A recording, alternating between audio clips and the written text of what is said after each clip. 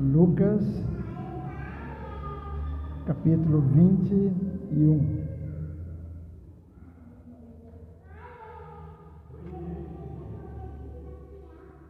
Mesmo assentados, vamos ler.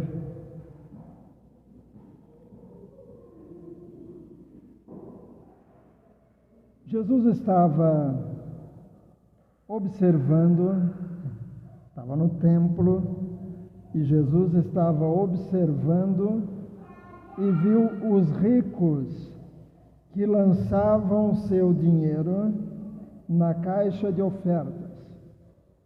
Viu também certa viúva, pobre, lançar ali 2 pequenas moedas. Então Jesus disse: em verdade lhes digo que esta viúva pobre deu mais do que todos, porque todos esses deram como oferta daquilo que lhes sobrava. Esta, porém, da sua pobreza, deu tudo o que possuía, todo o seu sustento. Alguns falavam a respeito do templo, como estava ornado de belas pedras e de dádivas. Então Jesus disse: vocês estão vendo essas coisas? Virão dias em que não ficará pedra sobre pedra, que não seja derrubada. Perguntaram a Jesus: mestre, quando será isto? E que sinal haverá quando estas coisas estiverem para acontecer? Jesus respondeu: tenham cuidado para não serem enganados, porque muitos virão em meu nome, dizendo: sou eu.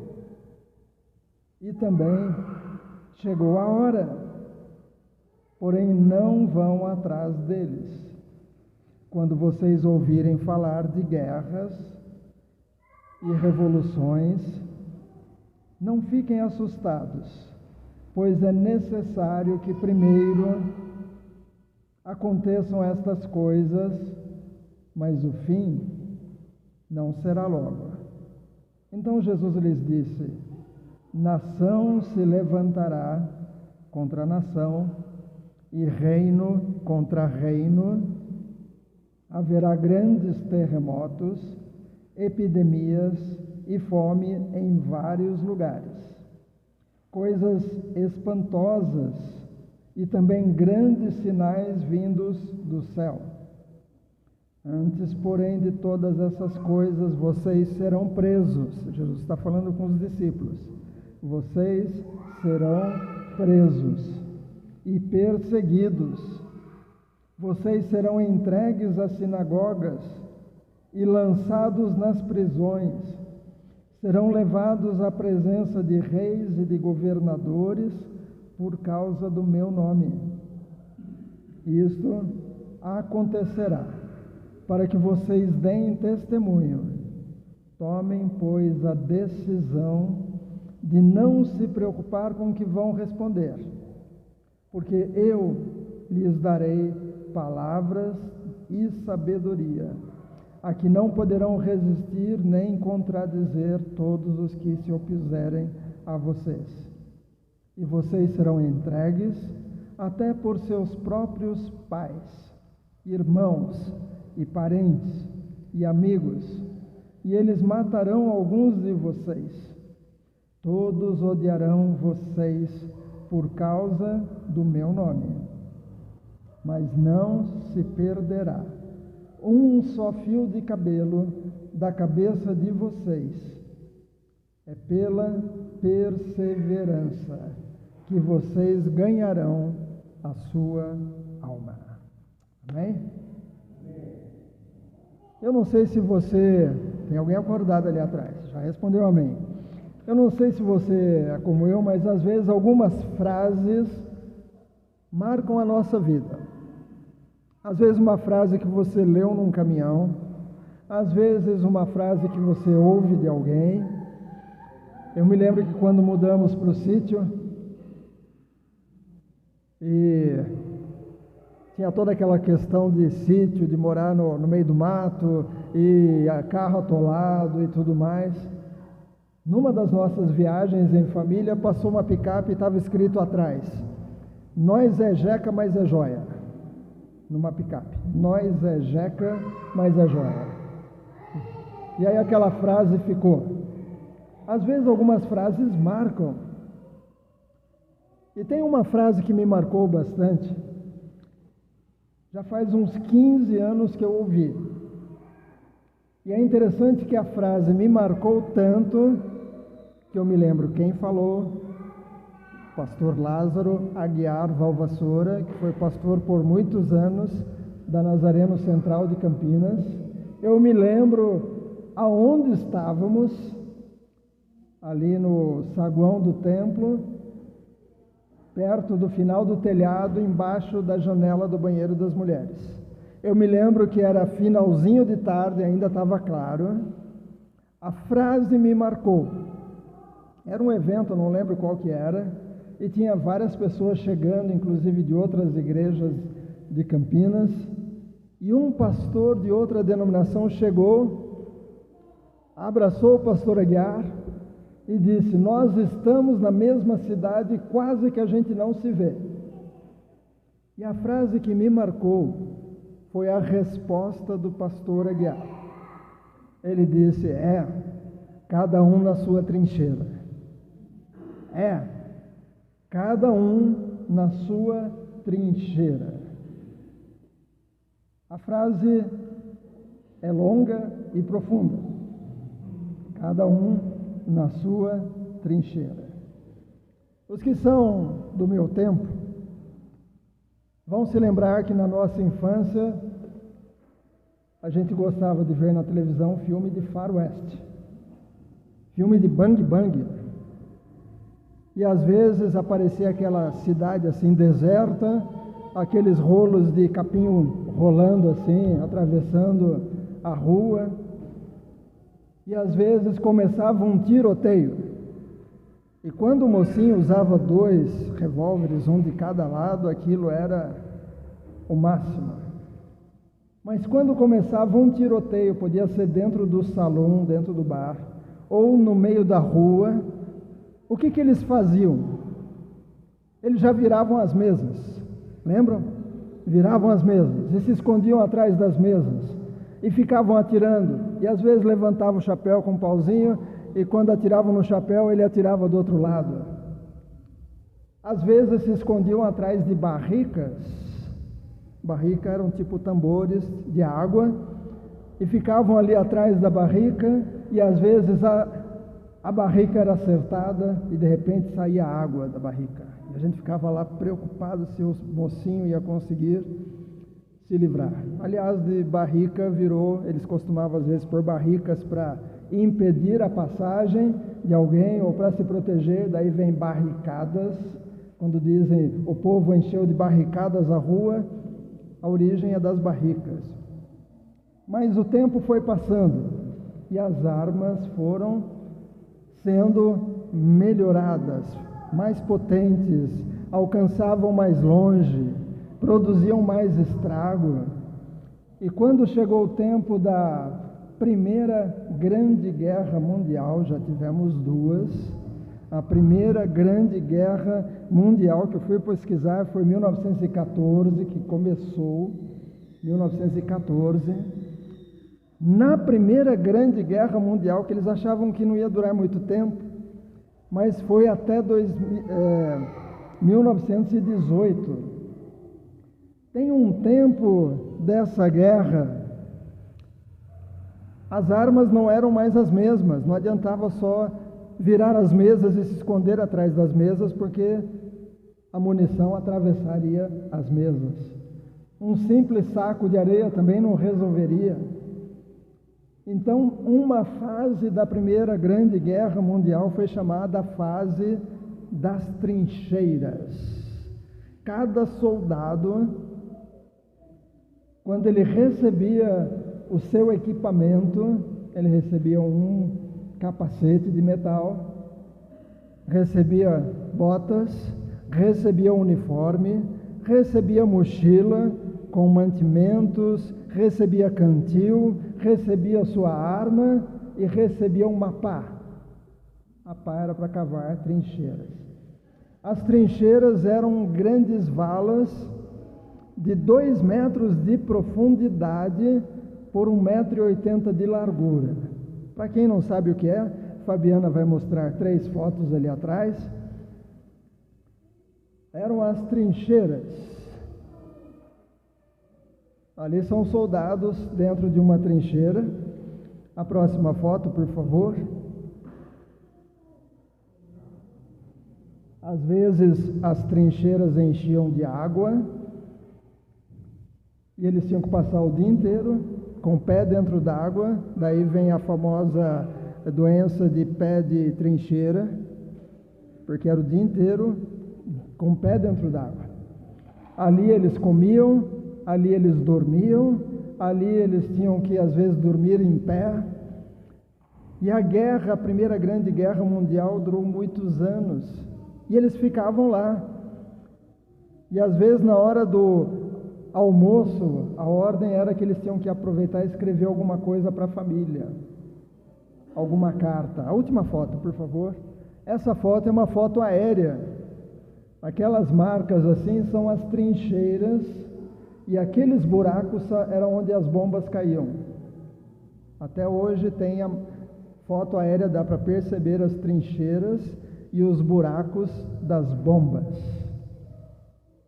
E um dos soldados do exército alemão escreveu o seguinte, numa carta para sua família: estamos tão exaustos que dormimos, mesmo sob intenso barulho. A melhor coisa que poderia acontecer seria os ingleses avançarem e nos fazerem prisioneiros. Ninguém se importa conosco. Não somos revezados. Os aviões lançam projéteis sobre nós. Ninguém mais consegue pensar. As rações estão esgotadas. Pão, conservas, biscoitos, tudo terminou. Não há uma única gota de água. É o próprio inferno. Esse foi o período da Guerra das Trincheiras. Lembra que eu disse que pastor Eiar comentou? Cada um na sua trincheira. Obrigado, Fabiana. Pode tirar. Cada um na sua trincheira. Agora eu faço uma pergunta. Carlos, como é que o soldado escolheria a sua trincheira?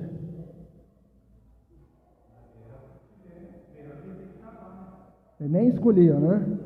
Alguém dizia, você vai lá, você vai ali, você vai lá. Não tinha nem escolha. Cada um na sua trincheira. Nós vamos chegar lá daqui a pouco. Esse capítulo 21 de Lucas, Jesus vai ao templo e junto com ele seus discípulos. Nos primeiros 4 versículos, a gente nota que Jesus no templo, ele observava pessoas. Ele estava ali ao lado do gasofilácio, onde as pessoas colocavam as suas ofertas. E ele observa os ricos pondo muito dinheiro, colocando grandes somas. De repente vem uma mulher pobre e põe 2 moedinhas. E Jesus aproveita para dar uma lição para os discípulos. Jesus diz para os seus discípulos: essa mulher aí deu mais do que todos os outros. Eu acho que os discípulos, principalmente o Judas, deve ter pensado, Jesus está acho que ele pegou muito sol na caminhada no deserto, porque as 2 moedas não dá para nada. Os outros que deram mais. Mas Jesus explicou, ela deu, os outros deram do que estava sobrando, o que era resto, mas ela deu de todo o seu sustento. Jesus andava por toda parte observando pessoas enfermas, pessoas com problemas, pessoas que às vezes se achavam melhores que os outros, e ele sempre tentava tirar lições para passar para os discípulos. Mas quando a gente chega ali no versículo 5, nós vamos notar que os discípulos não estavam olhando as pessoas, mas eles estavam olhando a construção. Versículo 5 diz: alguns falavam a respeito do templo, como estava ornado de belas pedras e de dádivas. Então Jesus disse: vocês estão vendo estas coisas? Virão dias em que não ficará pedra sobre pedra que não seja derrubada. Noutra passagem dos evangelhos, um dos discípulos diz: mestre, olha aqui, que construção, que paredes. Estão notando a diferença? Enquanto Jesus olhava as pessoas, os discípulos estavam olhando a construção. E Jesus avisa, não vai ficar pedra sobre pedra. Essa construção da época de Jesus era uma reforma que Herodes começou muitos anos antes de Jesus, com grandes pedras que pesavam toneladas, mas Jesus disse: não vai ficar pedra sobre pedra. Eu gosto de, às vezes, ouvir Israel com Aline, e tem um dos episódios que ela mostra essas pedras que depois foram derrubadas pelos romanos. Mas por que eu estou falando daquela frase, cada um na sua trincheira? Cada um na sua trincheira. Eu posso imaginar que se fosse nos dias de hoje, talvez o Pedro diria para Jesus: Jesus, eu acho que eu vou mudar, porque andando com o Senhor é só viagem, não tem nada. Mas aqui nesse templo tem ministério para a terceira idade, para minha sogra que o Senhor curou. Aqui nesse templo tem um lugar para ela ficar durante o dia e fazer algumas coisas. Talvez outro que tivesse filho diria: Jesus, eu acho que eu vou mudar, porque aqui nesse templo, aqui tem lugar para as crianças. Eu não sei se tinha, não sei se entrava criança no templo, estou apenas fazendo comparação com coisas que acontecem hoje. Pastor Jonatas, lá de Jundiaí, ele disse que uma vez tinha acabado o culto, e aí parou um carro na porta da igreja, uma mulher desceu, entrou na igreja, falou: posso conhecer a igreja? Aí o pastor mostrou um pouquinho, ela disse: eu estou procurando uma igreja que tenha ministério infantil, e foi embora. Ela queria um lugar para colocar lá as crianças e ficar tranquila. Talvez o Judas, que era o responsável pela bolsa, talvez ele diria, se fosse nos dias de hoje: Jesus, eu acho que eu vou vir para cá. Tem uma salinha com uma plaquinha escrito tesouraria, porque dentro do templo tinha lugar para guardar também os valores das ofertas, enquanto que no grupo de Jesus tinha uma bolsa que o Judas carregava e prestava contas. Talvez outro diria o seguinte: Jesus, olha, aqui tem ministério para mulheres, as mulheres têm um espaço delas no templo. Outro talvez diria: Jesus, quando a gente está caminhando, a gente pega sol, mas aqui no templo, os que trabalham no templo, existem salas para eles, se eles precisarem descansar. Talvez alguns diriam: Jesus, aqui no templo tem até lugar para estacionar os camelos. Tem gente, tem diácono que ajuda aqui a organizar as coisas. Talvez algum discípulo diria: Jesus, quando a gente está com fome viajando, a gente tem que colher as coisas com as próprias mãos e debulhar. Mas aqui no templo, aqui tem um lugar para guardar as coisas, os alimentos que as pessoas trazem para o templo, para os sacerdotes. Outro talvez diria: Jesus, no seu ministério, depois que termina as reuniões, que o povo come, depois da multiplicação dos pães ou dos peixes, depois o Senhor manda a gente limpar o lugar, recolher o que sobrou. Aqui no templo tem os levitas que fazem as limpezas. Jesus, o Senhor tem uma palavra tão dura. Tem uma passagem da Bíblia que as pessoas escutam Jesus pregar e começam a ir embora, e as pessoas iam embora porque Jesus tinha uma palavra dura. Eles iam embora dizendo: duro é este discurso. Jesus até pergunta para os discípulos: vocês querem ir embora também? E aí um deles diz: não, para onde iremos se só tu tens palavras de vida eterna? Mas talvez alguém na época diria: eu vou vir para cá, que o sacerdote dá uma palavra boa, eu volto para casa feliz, eu volto para casa tranquilo. Mas o Senhor tem uma palavra dura.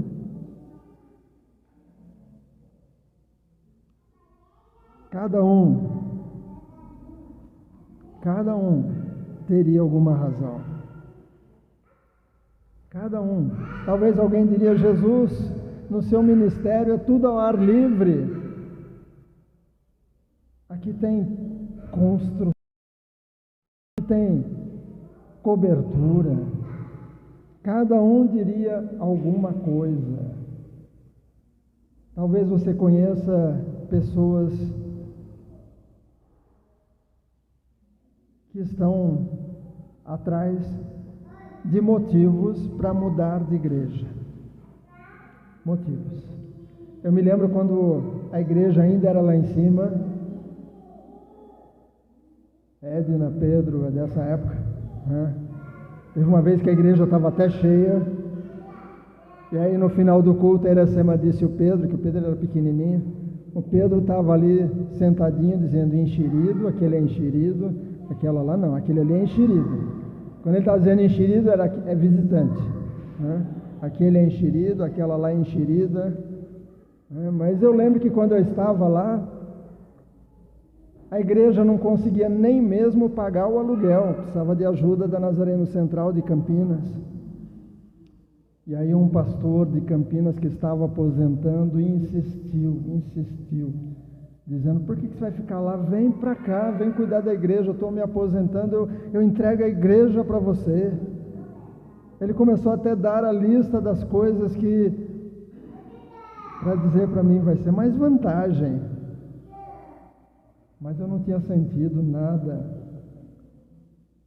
para mudar de igreja só por ter mais vantagens. Às vezes as pessoas estão sem entender que nós estamos numa guerra. Você querendo ou não, estamos numa guerra. Eu sei que na televisão eles falam que os cristãos são maniqueístas, é o bem contra o mal.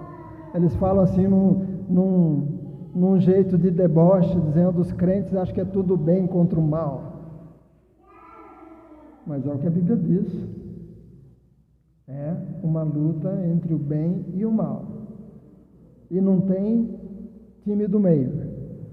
Ou é um lado ou é outro. Nós estamos numa guerra.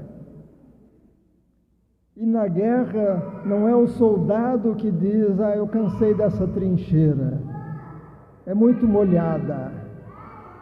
Não gosto do pôr do sol olhando da minha trincheira, eu vou para outra trincheira de lá. Ou então, na outra trincheira ali tem alguém que trouxe uma gaita, e de vez em quando ele toca a gaita lá, e eu vou para lá. Nos dias de Jesus, o grupo deles, a Bíblia não diz em nenhum lugar que eles carregavam um instrumento musical, eles cantavam. E no dia da ceia, a Bíblia diz, depois tendo cantado um hino, um salmo, eles saíram, depois que teve a ceia, a última ceia lá. Eles cantaram, mas a Bíblia não diz que um deles tocou alguma coisa. Mas lá no templo, tinha coral uniformizado, tinha instrumentos musicais dos melhores. Aqui em Hortolândia, por exemplo, tem igreja que até chama músico. Você não quer vir para cá? Você não quer vir tocar aqui? Você não quer mudar para cá? E começam a mostrar assim, quais serão as vantagens. E eu sei que temos aqui nessa igreja pessoas que são valorosas, que estão na trincheira da Nazareno, no Jardim Adelaide, há muitos anos. Cada trincheira tem suas lutas, cada trincheira tem seus desafios, cada trincheira tem suas partes boas e as partes ruins. Quando a gente vai visitar uma igreja, especialmente se é um evento, a gente vê tudo funcionando direitinho. Mas como que é no dia a dia daquela igreja? Pastora Lúcia e eu, às vezes, vamos visitar algumas igrejas. Às vezes tem um evento aqui, às vezes tem alguma coisa ali. A gente vai. Não é proibido ir em outra igreja. Aliás, essa é uma questão da Nazareno que eu comentei outro dia. Em algumas igrejas, as pessoas chegam para o pastor e dizem: pastor, eu quero mudar de emprego, posso? Aí o pastor vai orar e ele vai dizer: sim, pode mudar de emprego. Ou não, não pode mudar de emprego. Pastor, eu quero namorar fulana. E o pastor é que diz: sim, pode, ou não, não pode. Quero viajar. Quero trocar de carro, pastor, o que o senhor acha? Tira uma palavra para mim.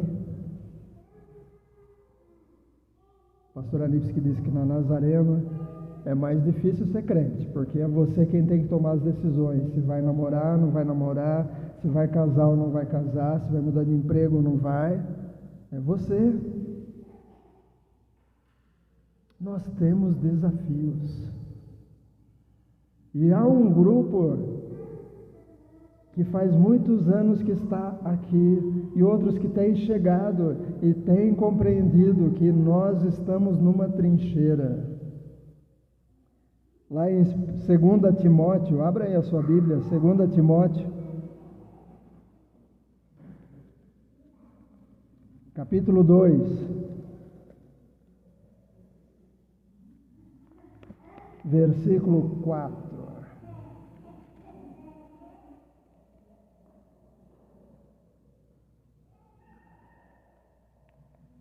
Segunda Timóteo, abri em primeira.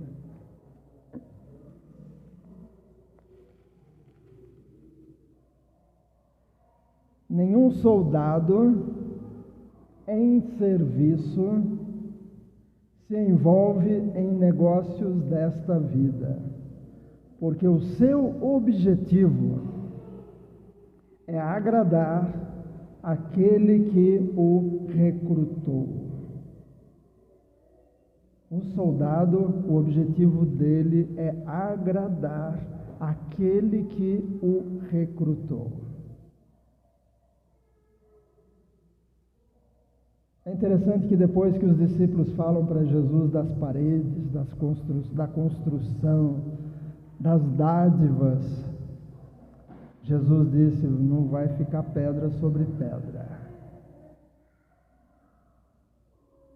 Não vai ficar pedra sobre pedra. Eu conheço pessoas que mudam de igreja porque tem coisas bonitas na outra. Não vai ficar pedra sobre pedra. Porque os instrumentos são melhores, porque as luzes são melhores, porque os bancos são mais cômodos. não vai ficar pedra sobre pedra.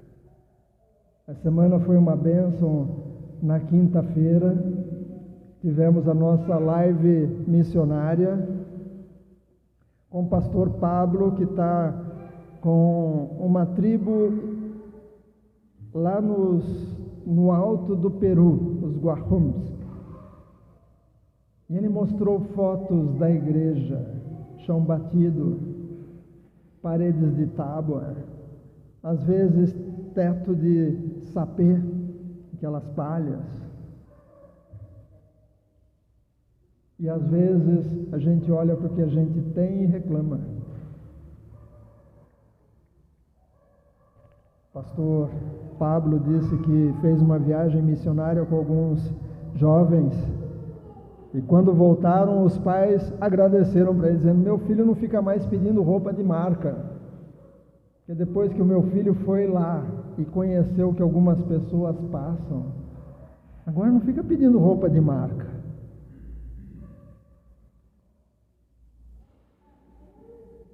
Essa frase, cada um na sua trincheira, me marcou. Porque eu preciso ficar na minha trincheira, onde Deus me colocou, até que Ele me diga: soldado, agora eu quero que você vá para lá. Soldado, agora eu quero que você mude para aquela outra função.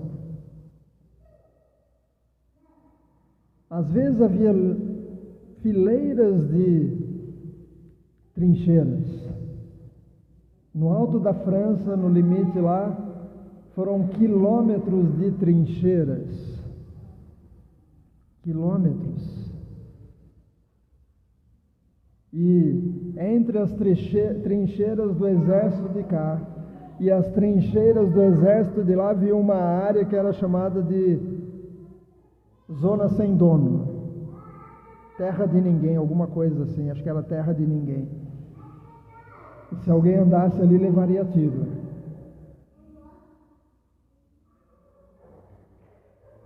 Havia todo um aparato de arames farpados e tudo mais,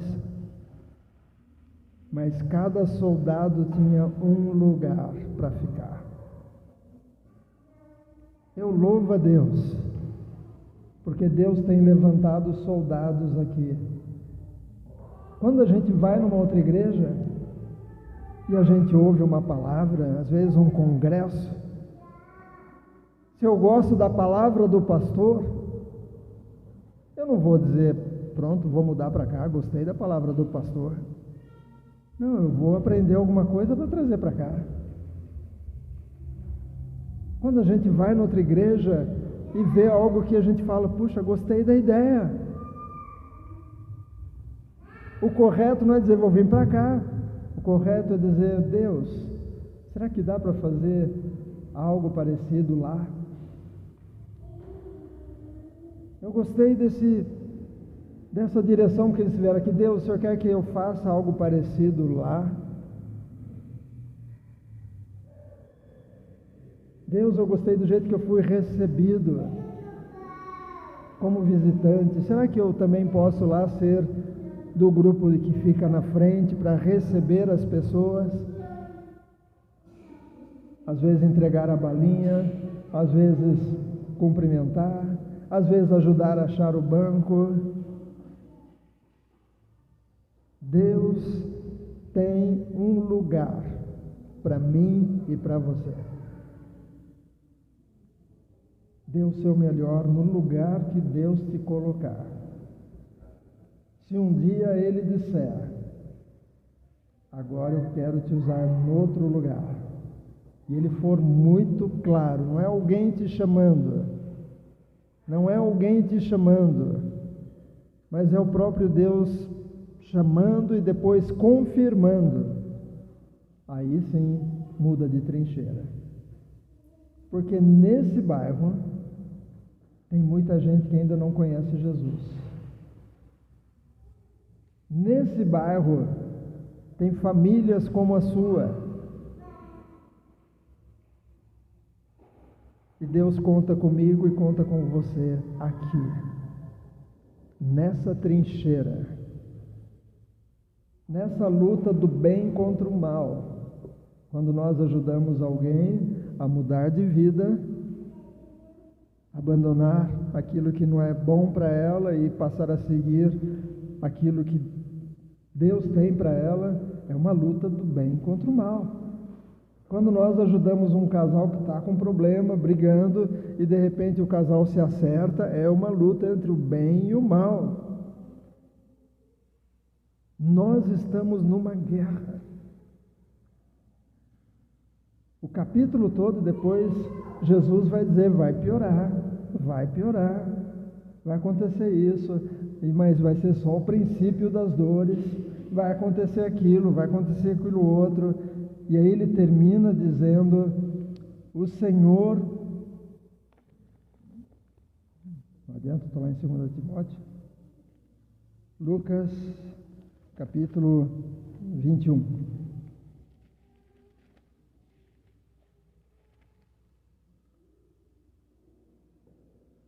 Versículo 18, mas não se perderá um só fio de cabelo da cabeça de vocês.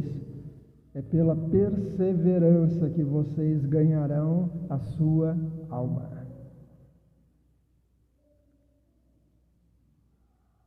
O que é que você tem buscado?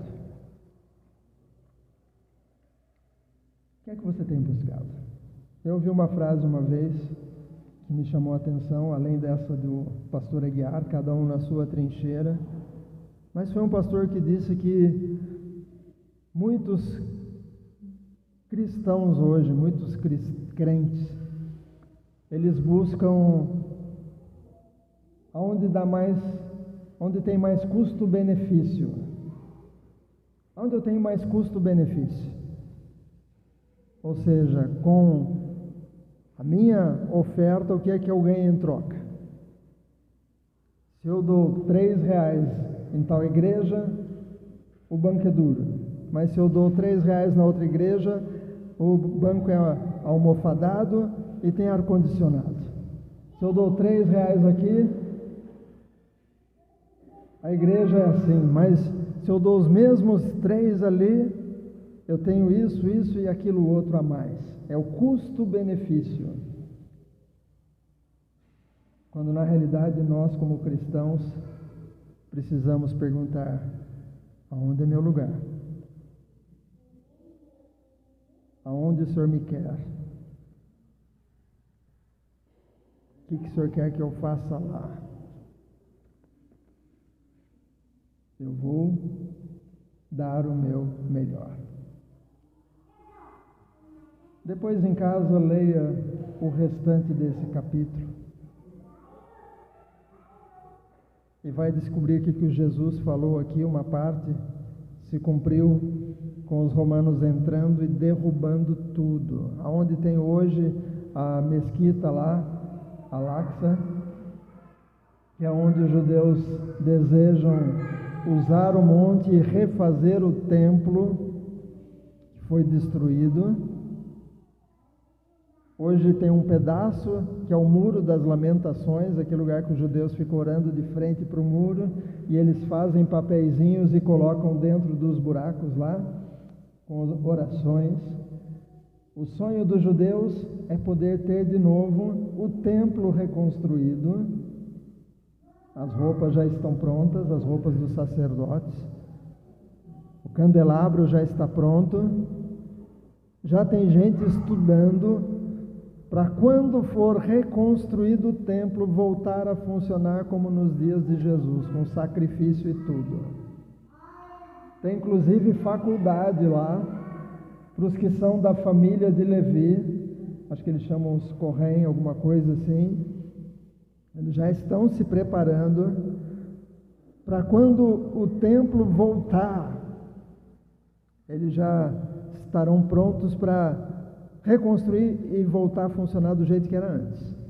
Tem até mesmo uma medida lá que tem que pegar, se não me engano, incenso com esses 3 dedos, fechar e tirar o excesso com esse outro, para poder fazer um ritual lá dos judeus. Eles têm aula prática para fazer isso. Porque quando reconstruir o templo, eles não vão tentar descobrir como que faz. Eles já estão sabendo. E a profecia diz que o templo será reconstruído, porque o sacrifício vai voltar a acontecer, só que o Cordeiro de Deus já morreu, Jesus. Quando alguém tentar fazer sacrifício, será abominação, que não é mais para fazer sacrifício de animais. Jesus já morreu. Leia o capítulo,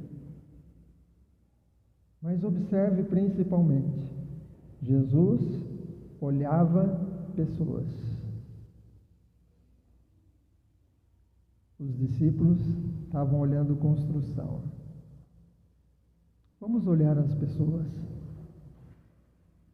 As pessoas que entram, as pessoas que passam, as pessoas que sentam ao lado no ônibus, as pessoas que você encontra durante a semana. Olhe para elas, ore por elas. Ore pelas pessoas que nos visitam aqui. Ore. Se essa igreja ficou aberta até hoje, para que algumas das pessoas que entraram aqui, algumas delas que já me disseram, eu não gostava de crente, hoje eu sou uma crente. Se foi só por causa dela, já valeu a pena. Mas olha quantas pessoas que já vieram. Algumas faltaram hoje, já que está com as crianças doentes, outros estão viajando. Mas essa igreja tem um objetivo. Essa igreja é uma trincheira. Estamos sendo atacados, mas nós também precisamos fazer a nossa parte como soldados. Manter território. Os soldados ficavam lá, porque se eles fossem embora, o inimigo invadia o país. Então eles tinham que ficar lá protegendo aquele pedaço da fronteira. A preocupação do soldado não era 3 quilômetros para lá. 3 quilômetros para lá tinha outro soldado cuidando. No bairro de baixo tem outra trincheira, tem outras trincheiras aqui algumas ruas para cima. Tem trincheiras em Campinas, tem trincheiras em Montemor, tem trincheiras espalhadas no mundo inteiro. Até mesmo no meio das tribos, algumas pessoas estão lá evangelizando. Cada um na sua trincheira. Soldado, o dia que o superior te mandar mudar, mude. Mas não mude por vontade própria. Pastores, não mudem por vontade própria, só se o superior mandar. Levitas, músicos, não mudem por vontade própria ou por convite de alguém, só se Deus mandar mudar. Poderia dizer isso para todos, é para mim também. É para mim também. Algumas pessoas ficam, às vezes, só mudando. Muda de igreja aqui, muda para lá. Agora é por causa disso, é por causa daquilo. Eu conheci uma igreja que o departamento infantil parecia de shopping. Sabe a área infantil de shopping que tem aquela coisa toda que sobe, ou lugar de festa? Montaram um negócio chique com escorregador, com aquela coisa que as crianças andavam em cima. Depois de um tempo tiveram que desmontar e formar um outro diferente.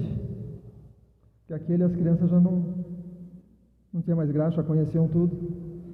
Já estavam indo para outras igrejas que tinha outro parquinho mais bonito. Mas não vai ficar pedra sobre pedra. Vai chegar um momento que nem na igreja poderemos ir.